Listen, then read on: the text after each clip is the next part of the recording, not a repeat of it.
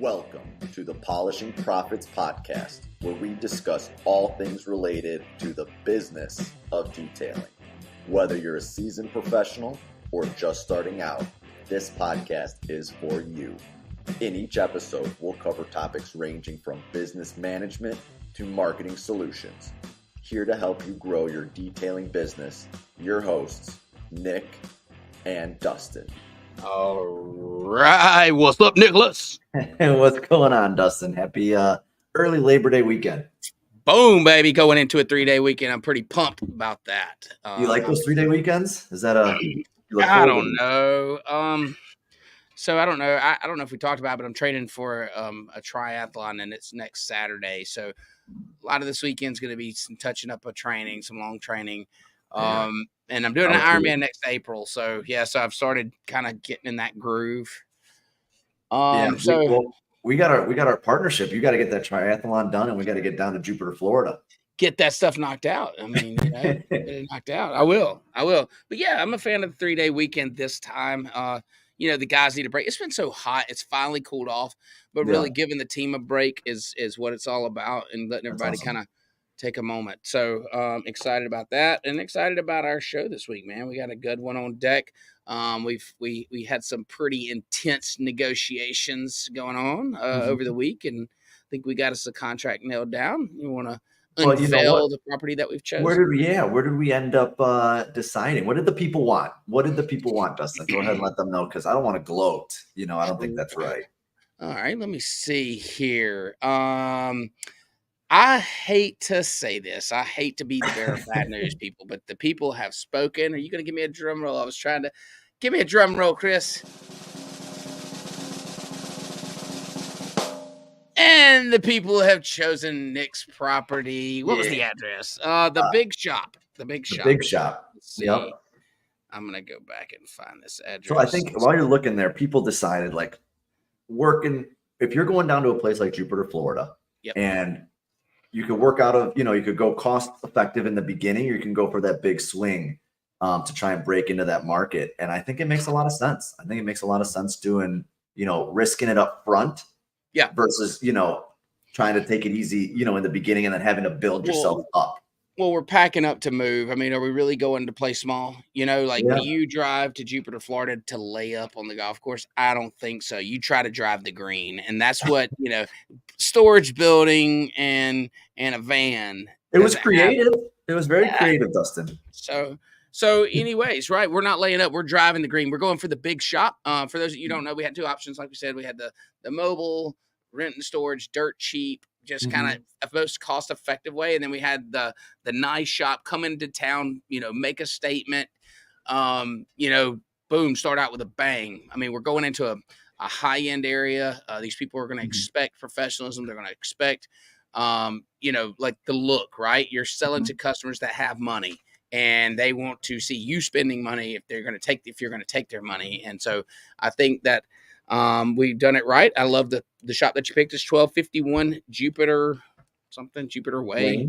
Jupiter Lane. Yeah, something like that. And so put a couple pictures up just for people that missed it last week. Heck yeah, sure. Yeah. Here we go. So this is going to be the new shop. We're excited about it. And this week we're going to tell you about our negotiations for the lease that we've done, how that may be applicable to your current lease, and then we'll start to kind of do a little furniture placement at the end of the show, like how we may use the shop.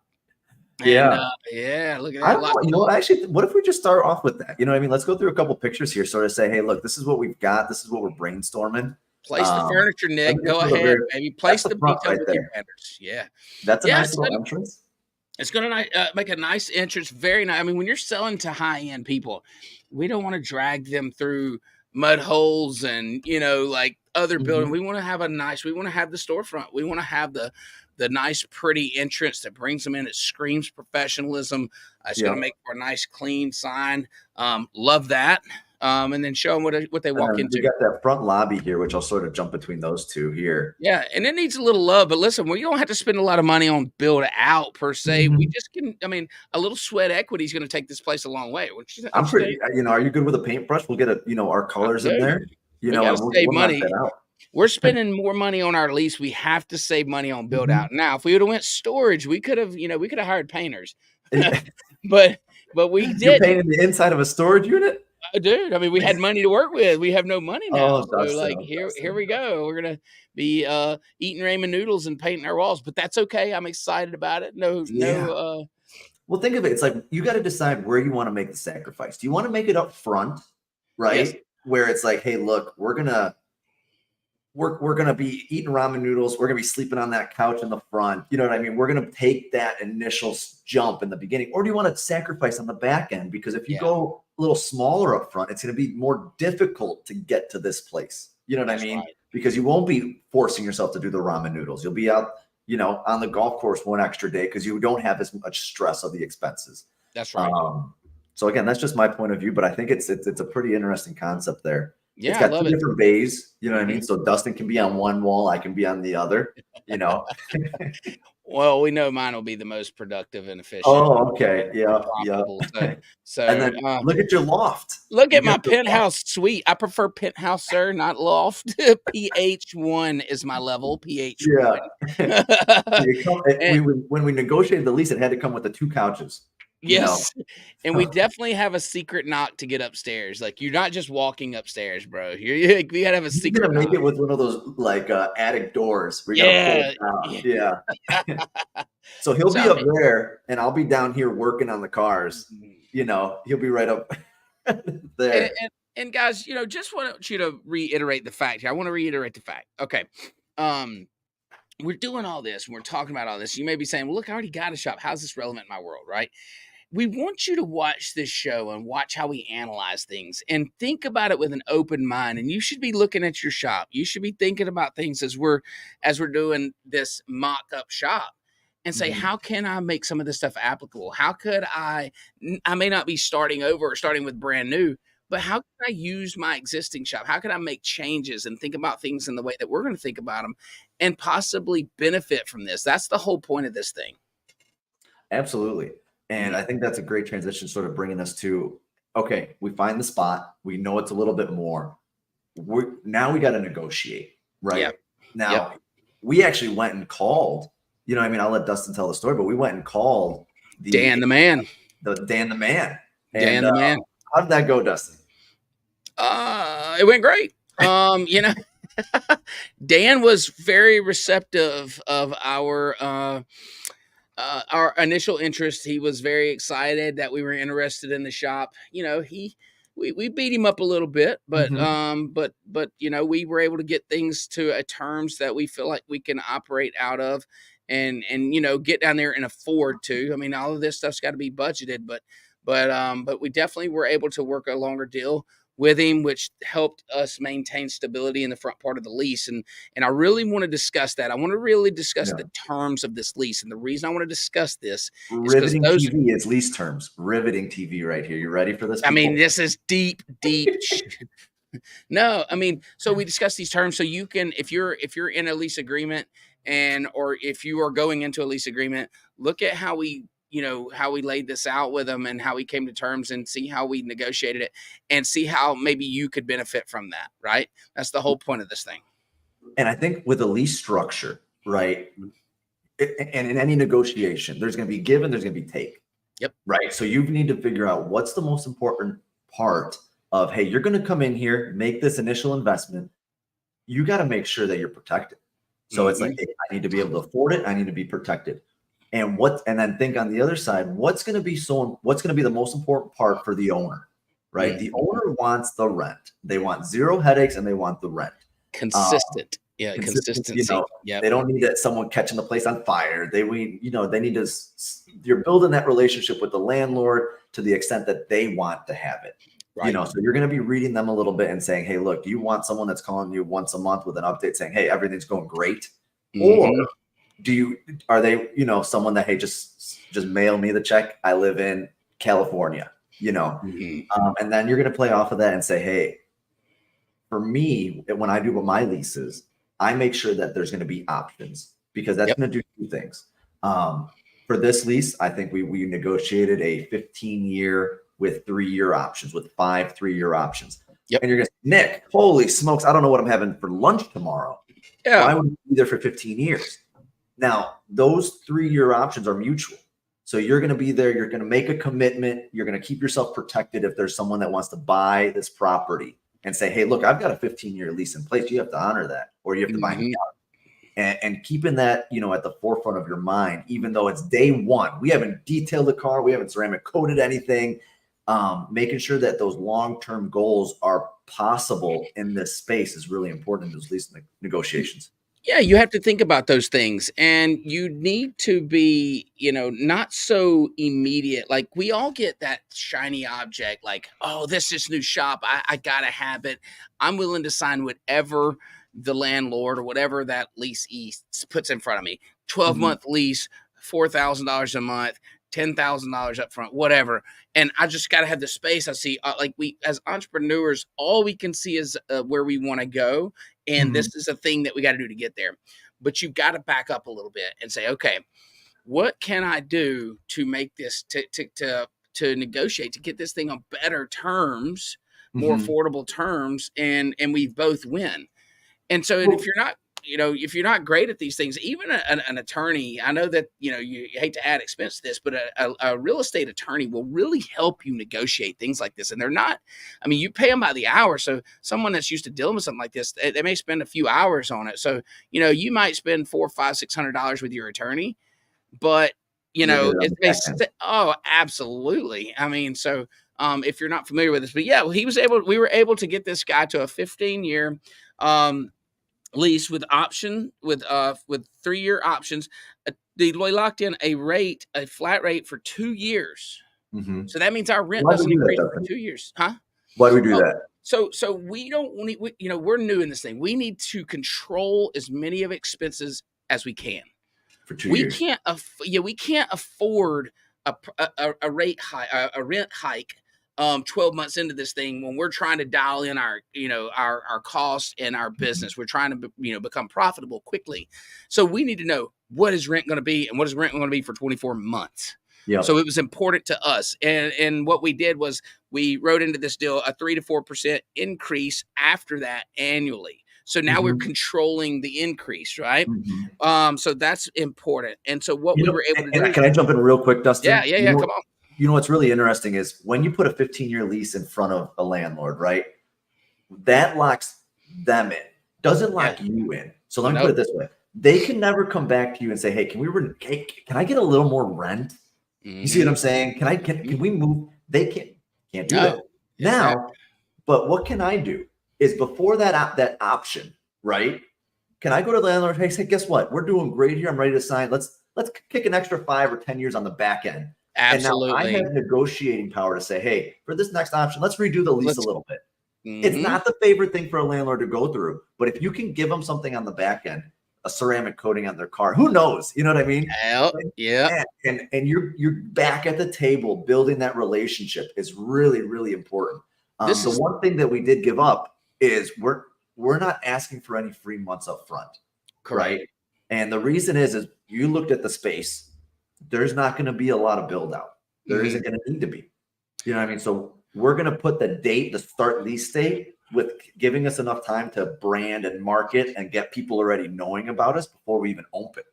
Yeah, so and that was one of the things, points of contingency that me and Nick went at, and we said, okay, I was looking for free months, and he's like, Dustin, we don't need that cash to go build out. Like, we can operate very quickly in this thing, and so let's get the rent cheaper. Let's get us a longer, lease with their longer contract.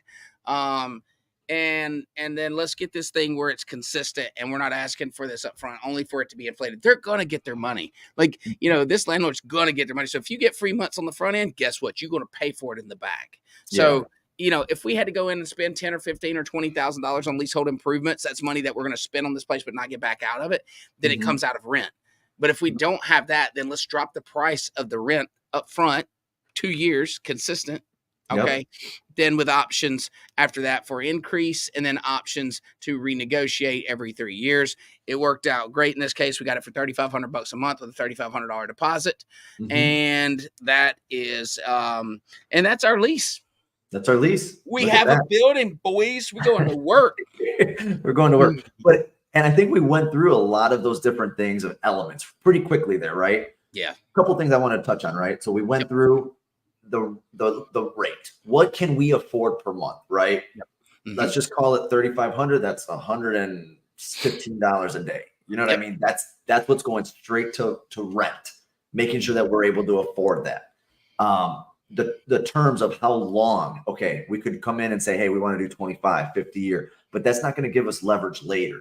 You know what I mean? So finding that middle ground of, hey, 15 years gives them security, but gives us, leverage that we can play on later to say, hey, let's add 10 years. We're not going anywhere. We like Jupiter, Florida. It's the sunshine. It's a sunshine state. Go ahead. So what happens if I'm a detailer right now in a 12-month lease and I'm watching this video or this podcast and I'm saying, shit, that's a great idea. Like, call your landlord, call your real estate attorney is what my suggestion would be, is find one, have them draw up something, an offer, say, let's get to the table and see if we can't renegotiate. If you're 6 months into a 12-month lease and you're loving what you're doing, you're loving the spot, everything's going good, this is a great opportunity to take some of this advice and use it. Now, again, everything worked out the way, we wanted here. Yeah. It won't always work out that way. Understanding when to say no, right? Because with every landlord's going to be different. Everyone has a different priority. They could be like, listen, I got 5 people looking at it tomorrow. My terms are my terms. And you got to be okay saying, hey, I'm going to just find a different spot. You got to know when to walk. You got to know when to hold them and when to fold them, right? And you cannot get starry-eyed over something in business. When you do, when you buy because it's pretty, when you buy because your vision, you have to separate that piece of that and go, what makes a business sense? And to have someone to bounce that off of, it's always good, because we can convince ourselves of pretty much anything. We could have made 10,000 a month sound real good and said, well, since this area, there's this much traffic, average income is this. We could definitely do, 50 coatings a month. Like if I do 2 a day and I don't sleep and, but we could convince ourselves that that's a good deal, but that's not reality. And we don't want to do that. We want to do what's right for the company. Again, going into this together where we know our expenses, because listen, we don't have a bunch of employees. It's not the biggest shop. It's not the smallest shop, but we have a lot of control over our costs. So when you go and look at your own business and say, man, I can't do that. And that's okay. Saying, but what are those things, those inefficiencies in your lease, right? What are those things that you could be taking to the table, not to wrong the landlord, but to negotiate? You give something to get something. They give something to get something. You should walk away with both sides feeling a little uncomfortable because they both gave something. Absolutely. And that's usually when you've got a good deal. We're here. We're stressed. We're like, man, $3,500 a month, and we got to do it from day one, right? Yeah, day one. And they're on the other side saying, hey, guess what? Man, we got a little less than we wanted. You know what I mean? We got a little less per square footage than we wanted for that space. Oh, he told me he felt beat up. Good. Yeah, good. We got it. We stuck it. Good. But I'm excited about it. We got a spot. We're gonna be rocking and rolling. And okay, so we have our spot, man. We've laid out our furniture. We know where we're going. We don't have a business name. We don't have a logo yet. We're thinking that next show we should do something like that. Is that right? Yeah, I think name and logo. What are we calling this place? You know what I mean? Is this just Nick and Dustin's Detail Emporium? No. You know what I mean? No. So what I think is going to be fun, I think we go head to head. I'm gonna find a name. I'm gonna make the logo. Okay. And then yes, absolutely. And then I think you got to do the same. And we're gonna put that on the next show and let some people decide. And what I would love to see too is if anybody has any name suggestions, drop them. Drop them in the comments. We're gonna go to work coming up with our own.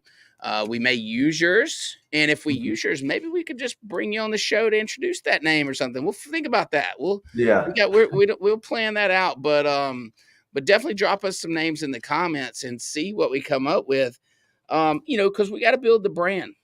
Yep. We have a shop, but we have no business. Like, we don't know who we are yet. and we got to that find pit, right? Even though I know it's a hypothetical, but that pit is so real. We've been there, and everybody's absolutely, dude. I literally feel like this is real. I know that it's not, but 100% treating it as if we're going to business, in Jupiter, Florida next week. Like I really feel that way, and I think Dan does too.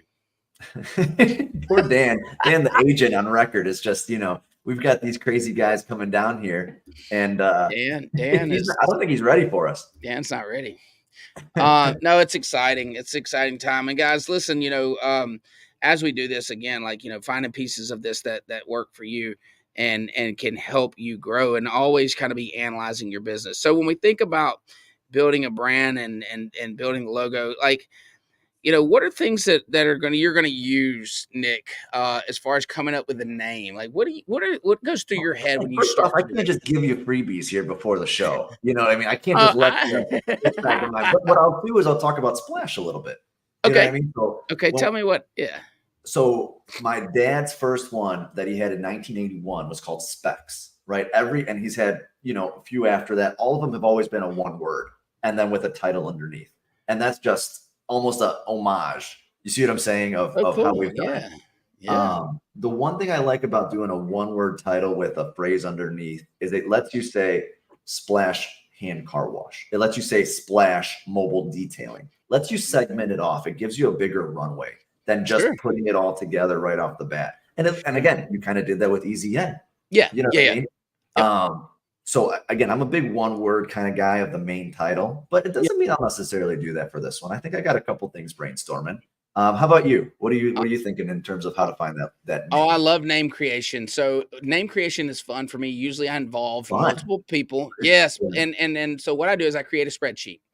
And then everybody involved just starts. So it's a shared sheet, and we just start dropping names, and they can be the dumbest like ideas you can ever think of, and we just start like splatting it, like just boom, boom, boom, boom, boom. And we'll have a deadline, and every name will go up there until like this deadline, which in this case would be like Wednesday or Thursday, because we got to pick it before we go on. Right. Mm-hmm. Then what we do is we create columns beside that 1 through 10, if how much you like it, how much you hate it.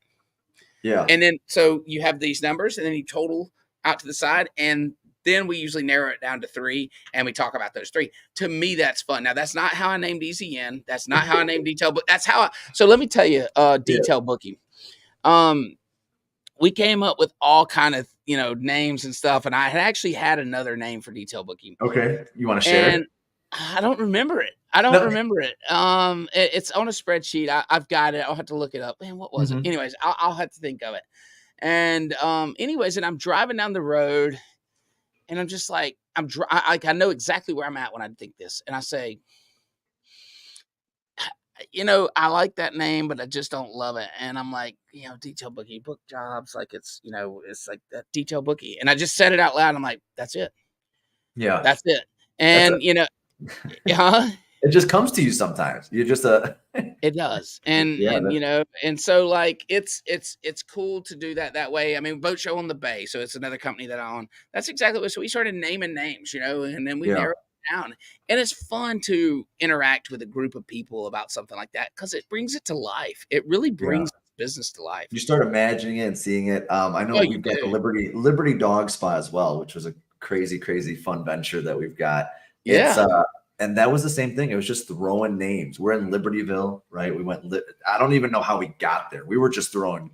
We were calling it Sparky's Pet Place. You know what I mean? Oh, it's all over the place. It's just throwing that stuff at the wall, and then you start picking stuff off, and then you start saying, "Oh, look at this, and then create a little mock logo. And all of a sudden, what ends up happening though is then after the name part is so important in the beginning, right? And then it's like, forget it. Who cares? It doesn't even matter. It doesn't. Yeah. Easy N was an acronym for another business that I owned a long time ago. And so when I named it, like it was like a little kind of kick back to it. Okay. But we were also storage, so it was easy to get in, like Easy In, And so like it worked out, but like now, and it's so funny to me. I always thought it stood for something. It's an acronym. I mean, it stands for a business name, but you wouldn't get it. Like, it wouldn't make any sense to you whatsoever. Okay. It's only me. Well, it's in zone now would be the word, but like that means nothing to anybody but me. And so Easy In, and one of our so Easy In was like a little kind of act, like a little, here you go, that's what kind of got me there. The hat.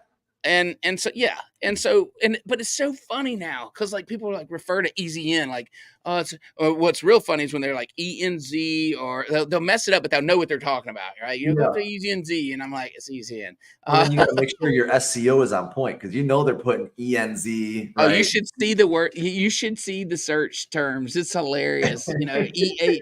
They'll spell out easy. EASYN. EA Sports. It's in the game. Yeah.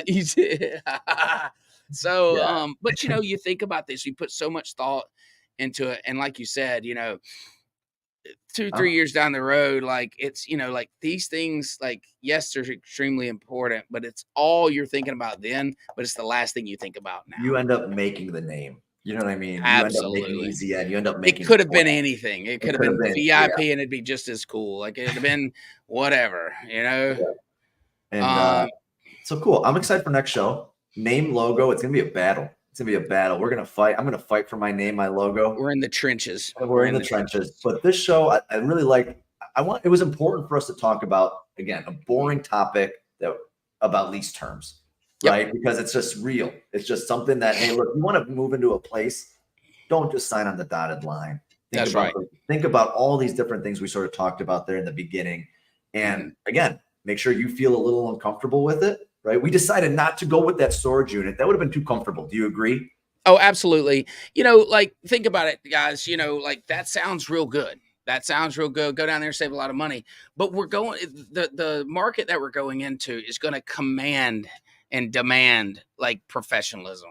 Yeah. And, like when they look up our address, if we're at a storage building, there's nothing wrong with that. I mean, but like where we're going, we need to match our market. We need to match our customer base. And that was not going to do that. Now, again, the people spoke. They wanted to be in the Sunshine State. You know what I mean? But again, that means that on the next decision, that plays into it. You know what I mean? If we're in Carmel, Indiana, I'm just going to give my shout out to my spot that nobody wanted to go to. Yeah. Cost is a lot less. You see what I'm saying? We could have done something a little bit different, but we've got to play by what people want to see. And they want to be in Jupiter, Florida. We're going to have to give them a shop that matches Jupiter, Florida. Yep. Yeah, I agree. And I think we've done so. So takeaways from this, guys, if you're watching this, if you have a contract if you have a lease, take a look at it. Look at the terms. Pull it out. Literally pull it out this weekend while you got read it. See if there's any room. See if there's anything you can, there's like, it's your duty to your business to make sure that if there's any area that you can save and increase profitability, like see what you got there. See if there's anything that you can work on and any negotiation room where you can, increase the bottom line.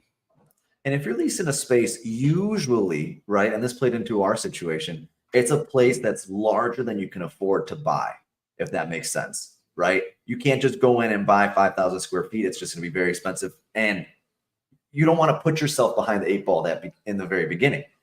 What's going to end up happening, and I think we brought this up, is, and I know we just threw it in there, the option to buy, right? First right of refusal in any lease term, right? Yeah. So if we're in this space for 5 years, we're absolutely killing it. We love it. Someone approaches to buy this place, right? Offers the landlord. Well, now you want to make sure you're absolutely protected to say, hey, any offer that comes in that's a formal offer, we get the first right of refusal, right? We were already here. And usually no landlord is going to have an issue with that because they're going to get the same amount of money, right? Yeah, it doesn't matter to them. But you need to make sure that you're protected, because what ends up happening, even though you're protected with a lease, those options, because they're mutual, right? They could be with a different landlord that wants to get you out. Right? The price per square footage in Jupiter, Florida could skyrocket in the next 5 years where you're below market rent. All of a sudden they're looking, hey, how can we get Dustin Nick's Detail Emporium out of there, and it's important to just keep that in mind. And again, it's not something to stress people out about. There's no hostile takeover coming right now, but you just never know. Why not take 2 seconds to think about it and make sure you're protected? You have to protect yourself. Hey, one thing that we didn't think about that's relevant right now, and shout and definitely want to express our concerns and prayers to the ones that are fighting it is hurricanes, and where we're going is definitely in the alley there, I guess you will, of hurricane exposure, which, coastlines anywhere you go is something that you have to deal with. But these are things that we have to think about, downtime and all that. So maybe that's another show topic on how we deal with things like that. And every place is going to have a little bit of a different, climate and natural disasters that could happen. That's right. I think that's a pretty cool topic that we could touch on. Absolutely.